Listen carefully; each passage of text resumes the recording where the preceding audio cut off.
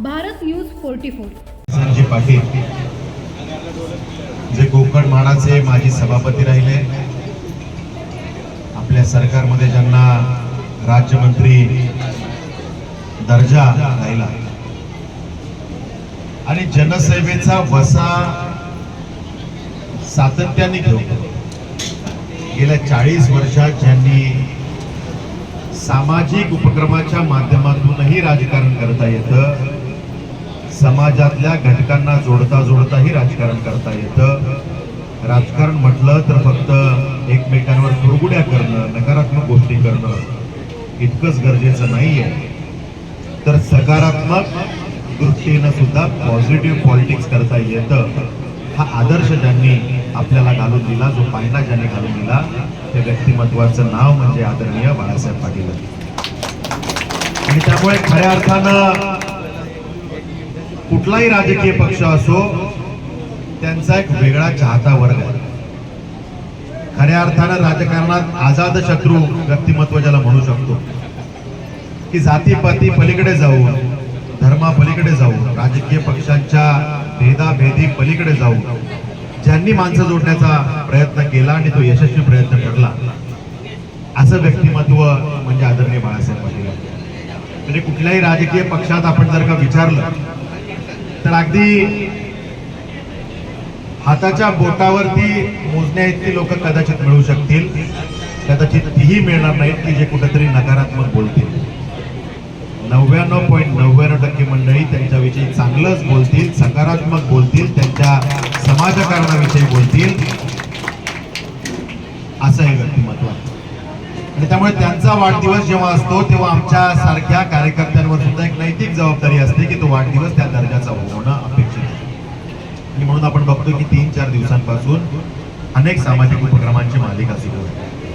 आज सुकापूरमध्ये आमचे युवा सहकारी की ज्यांनी युवांना जोडण्यासाठीचा एक वेगळा आदर्श घातलेला. खरं तर समाजकारणाचा वारसा ज्यांना वडिलांकडून मिळाला, आदरणीय स्वर्गीय एकनाथ शेठ भोपी यांच्या कार्याचा गवगवा, कार्याचा विस्तार हा संपूर्ण पंचक्रोशीत त्या ठिकाणी आहे.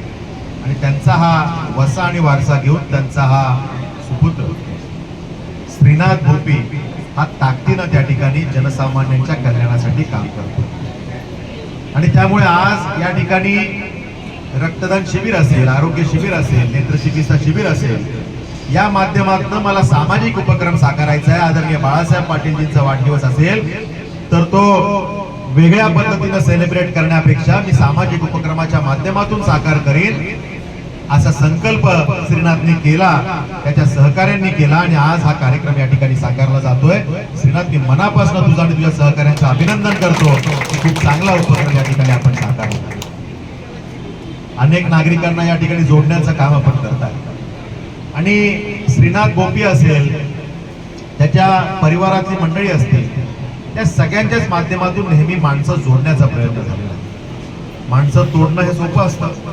एखादा वाईट शब्द बोलला तर माणूस आपोआप तुटत असतो, पण एखादा माणूस जोडायचा असेल, त्याला टिकवून ठेवायचा असेल तर त्याला वर्षानुवर्ष प्रयत्न करावा लागतो. आणि तो भाव, ती भावना आपल्या हृदयात असावी लागते की मला समाज जोडायचा आहे. तो भाव, ती भावना एकनाथ शेठ पासून जी आम्ही बघतोय, या परिवाराची बघतोय, आज श्रीनाथ पर्यंत ती भावना तशीच्या तशी आहे की आम्हाला समाज जोडायचा आहे. त्या पवित्र भावनेतून हा परिवार त्या ठिकाणी काम करतोय. त्यामुळे श्रीनाथ, अख्ख्या परिवाराला मी मनापासून शुभेच्छा देतो. येणाऱ्या कालावधीमध्ये अशाच पद्धतीच्या सामाजिक उपक्रमाच्या माध्यमातून आपण कार्यरत राहा. युवांना जोडण्यासाठी, मातृशक्तीला जोडण्यासाठी, ज्येष्ठ नागरिकांच्या कल्याणासाठी जे काही चांगलं करावं लागेल ते करण्यासाठी तुमच्या परिवारातला एक सदस्य म्हणून विक्रांत पाटील नावाचा आमदार कायम ताकदीनं तुमच्या बरोबर राहील. एवढंच सांगतो. आजच्या या सामाजिक उपक्रमाच्या मनापासून शुभेच्छा देतो. आदरणीय बाळासाहेबजी पाटील यांचा वाढदिवस आपण साजरा करतोय आपल्या सगळ्यांच्या वतीनं. त्यांना मनापासून शुभेच्छा देतो. आणि उद्या 7 जून रोजी अनेक मंडळी रायगडच्या कानाकोपऱ्यातून, अनेक मंडळी पनवेलच्या कानाकोपऱ्यातून त्या ठिकाणी भेटीसाठी येत असतात. आणि मग त्यांना भेटता यावं, त्यांच्या सदिच्छा स्वीकारता याव्या, त्यांच्याशी कुठेतरी संवाद साधता यावा म्हणून आदरणीय बाळासाहेब पाटीलजी हे संध्याकाळी 6 ते 9 या वेळेमध्ये साईनगर पनवेल इथल्या रॉयल गार्डन बँक्वेट हॉलमध्ये उपस्थित राहणार आहेत.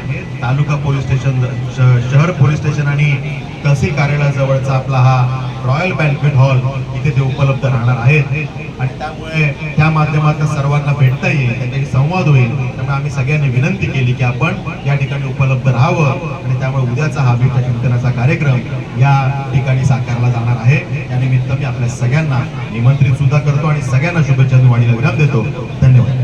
अशाच नवनवीन अपडेटसाठी बघत रहा भारत न्यूज 44.